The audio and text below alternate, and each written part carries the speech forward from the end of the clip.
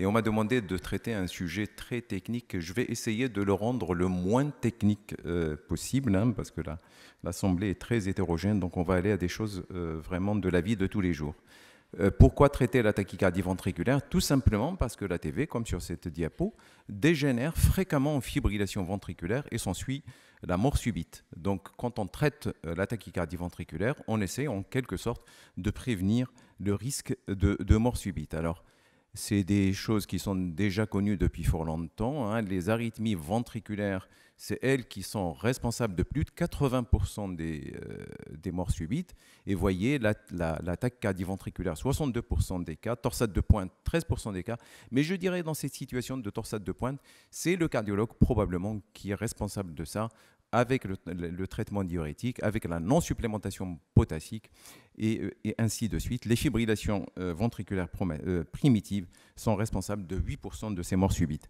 Alors, les étiologies, c'est la cardiopathie ischémique, vous voyez, hein, donc 80% des cas, c'est la maladie coronarienne, donc la coronaropathie reste un terrain à très haut risque. Et vous voyez, les cardiopathies dilatées à coronaire saine, même si la fraction d'éjection est basse, et on a suffisamment de données aujourd'hui pour le dire, le risque rythmique est plus faible, hein. Donc, si on veut poser un défibrillateur, ça fait aussi partie de la stratification du risque rythmique. On ne s'adresse pas de la même façon à une cardiopathie dilatée à coronaire saine qu'à une cardiopathie ischémique. Alors, 3 modalités thérapeutiques pour traiter les arythmies ventriculaires. Les antiarythmiques, mais ce n'est pas du tout mon topo, puisqu'on m'a demandé de traiter ce qui est invasif. Le défibrillateur automatique implantable et l'ablation par radiofréquence. Je balaye très rapidement les antiarythmiques. Ali Chaib, tout à l'heure, on a fait allusion. Souvenez-vous, l'étude CAST, c'est quoi l'étude CAST? C'est les Américains qui ont tout simplement voulu nettoyer les électrodes de leurs concitoyens des ESV qui surviennent dans le post-infarctus. Alors, ils leur ont prescrit des antiarythmiques et ils ont comparé, ils ont randomisé post-infarctus plus traitement antiarythmique versus placebo.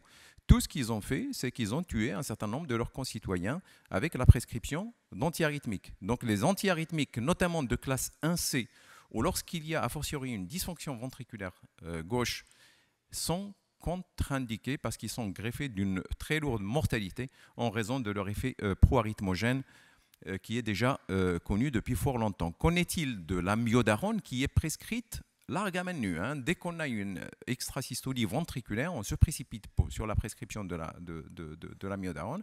Regardez ces études, que ce soit EMIAT, c'est une étude européenne, ou CAMIAT, c'est une étude canadienne, hein, de l'autre côté de l'Atlantique, ou alors STAT-CHF, hein, dans le contexte de l'insuffisance cardiaque, fraction d'éjection basse, présence de TVNS, etc.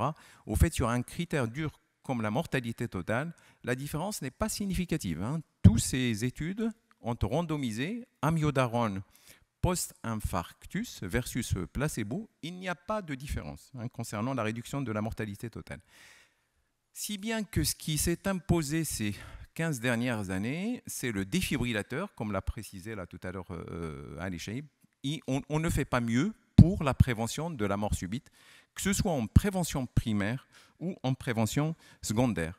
La seule chose, et j'empiète un peu avec je rajoute un peu sur ce qu'a dit Ali Chaib, le problème, c'est la stratification du risque. Et en gros, ce qu'il nous disait Ali Chaib, c'est que probablement ces patients qui ont tous une fraction d'éjection en dessous de 35%, ils n'ont pas tous, et c'est certain, le même risque rythmique. Donc, est-ce qu'il y a un sous-groupe qui va bénéficier plus du défibrillateur ou pas? Surtout, de quelle fraction d'éjection parle-t-on? Est-ce que la fraction d'éjection est échographique, par IRM, par médecine nucléaire? Chacun dans sa discipline va nous dire qu'il est la meilleure. Tous reposent majoritairement sur une approche volumétrique et on connaît toutes les limites de cette approche, y compris l'IRM qui est en train de nous être vendu comme un gold standard.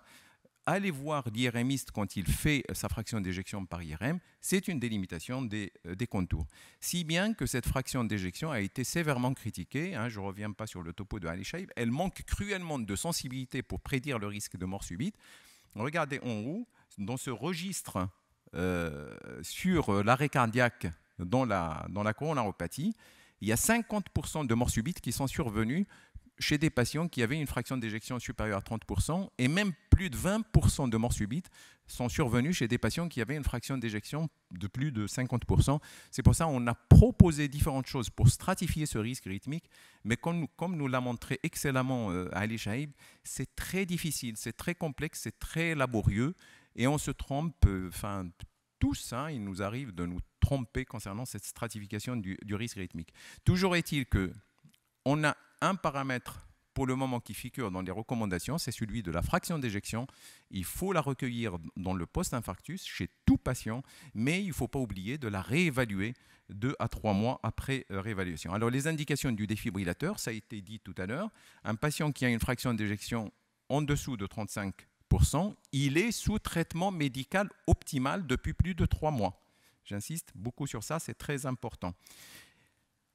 Et qui a une espérance de vie pouvant dépasser le 1 an. C'est une indication forte, classe 1A, dans la cardiopathie ischémique. Le niveau de preuve est un peu moins dans la cardiopathie dilatée à coronaire saine. Il ne faut pas jeter à la poubelle les antiarythmiques. On sait tous qu'ils vont diminuer le fardeau des arythmies ventriculaires, notamment lorsqu'on associe par exemple amiodarone plus bêta-bloquant. Le défibrillateur marche, il marche très bien, mais il a des limites. Il ne prévient pas les récidives des arythmies, il ne guérit pas, ce n'est pas un traitement curatif de l'arythmie. L'efficacité peut être vraiment très limitée dans les TV lentes. C'est des patients qu'on reçoit plutôt en insuffisance cardiaque parce que le défibrillateur ne détecte pas cette TV lente. Les chocs répétés, qu'ils soient appropriés ou inappropriés, alourdissent beaucoup la mortalité. Ça aussi, ça a été démontré. Et puis, le talon d'Achille du défibrillateur, c'est la sonde de défibrillation. Elle se casse, elle s'infecte, elle génère des endocardites. Et puis, il y a le traumatisme psychologique subi par le patient lorsqu'il subit un choc par son défibrillateur. Qu'en est-il des médicaments, notamment les antiarythmiques? Je viens de vous dire qu'ils diminuent de manière significative la charge en arythmie ventriculaire, mais qu'en est-il de leur tolérance sur le long terme? Elle reste médiocre. Et si on considère la toxicité extracardiaque de l'amiodarone, ce sont des situations qui vont conduire à l'arrêt de ces médicaments. Si bien ce qui s'est imposé ces 10 dernières années, c'est l'ablation de ces arythmies ventriculaires par radiofréquence, parce qu'on va essayer de diminuer la charge en arythmie ventriculaire, on va essayer de réduire les symptômes, de diminuer les chocs répétés, même si on ne guérit pas complètement les patients, mais enfin, on les débarrasse des chocs. Et on peut éviter, chez les patients qui font des TVNS, ou alors qui sont en bigéminisme ou en trigéminisme ventriculaire tout le temps, ils peuvent évoluer vers le risque de tachycardiomyopathie. Si on les ablate, on peut prévenir ce risque-là.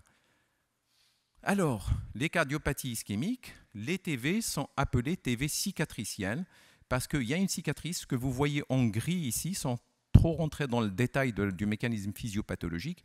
En gris, c'est la zone de nécrose, c'est la cicatrice. Autour de la cicatrice, la conduction électrique se fait de manière normale, mais au sein même de la cicatrice, il y a des myofibrilles, des cardiomyocytes qui ont survécu miraculeusement à l'ischémie, mais ils sont le siège d'une conduction lente. Et à l'intérieur du cœur, on le sait, que ce soit pour les voies accessoires, les voies lentes, dès que vous avez deux voies qui conduisent différemment l'électricité, une voie rapide, une voie lente, ça favorise la réentrée. Et donc, dans la cardiopathie ischémique, les TV cicatricielles répondent au mécanisme de réentrée. Alors, avant d'envisager toute ablation de tachycardie ventriculaire, avant d'envoyer le patient pour ça, il faut recueillir le tracé 12D, l'électro, pendant la TV.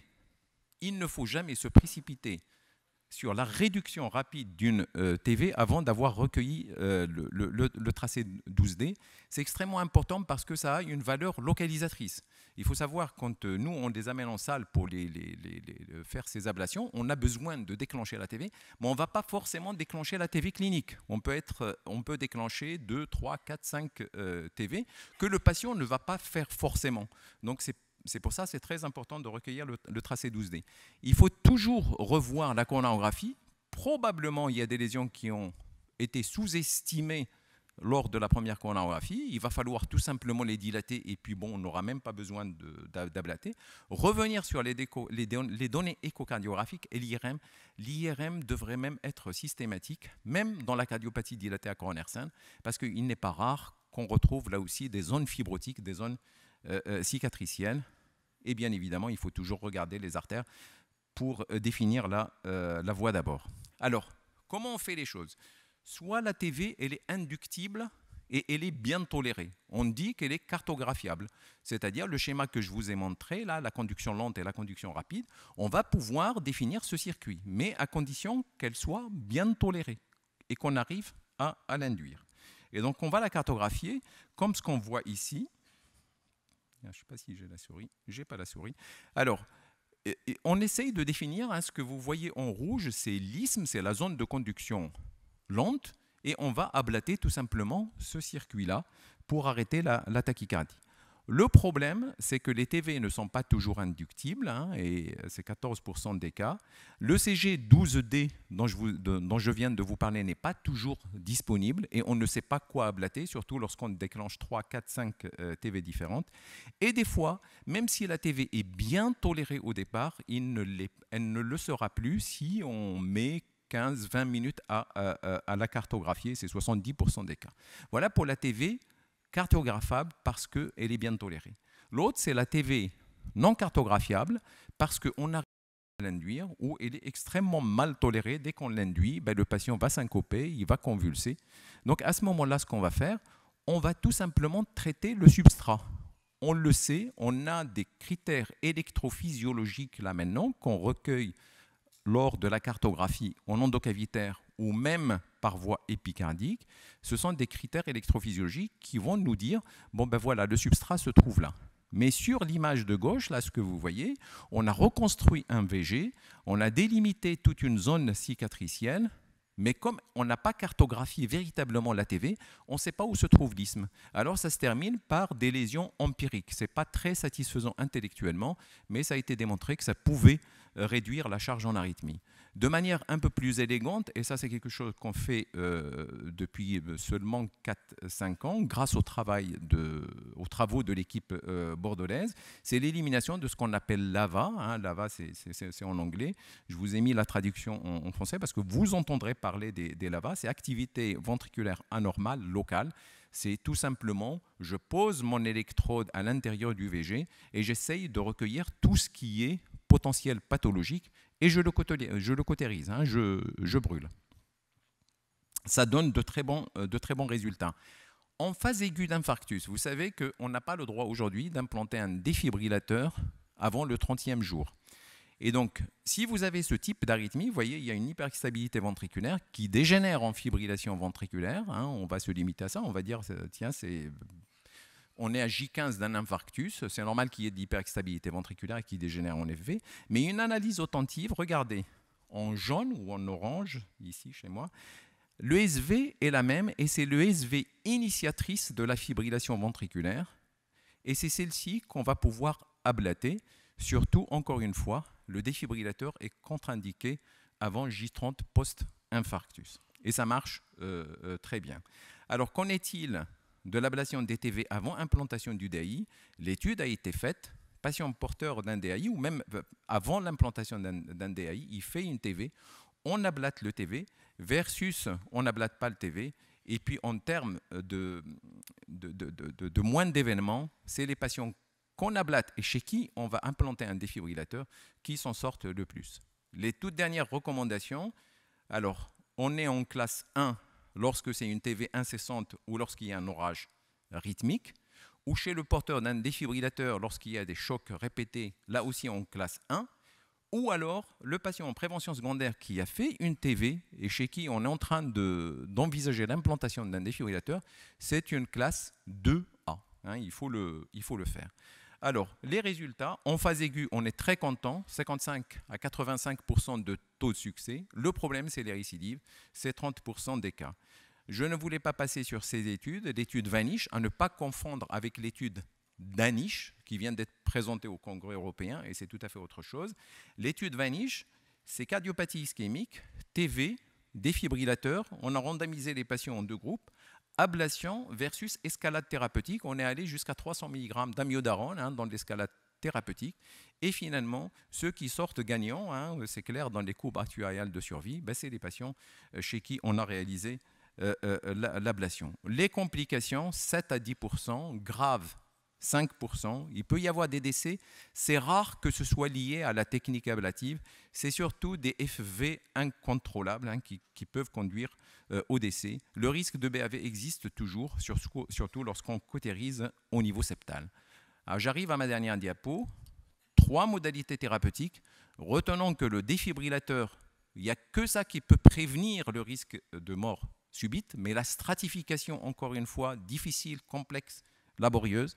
Les antiarythmiques sont là pour diminuer le fardeau de l'arythmie ventriculaire et l'ablation s'est imposée comme le seul traitement curatif à proposer soit chez le patient qui a déjà un défibrillateur ou avant l'implantation d'un défibrillateur. Je vous remercie.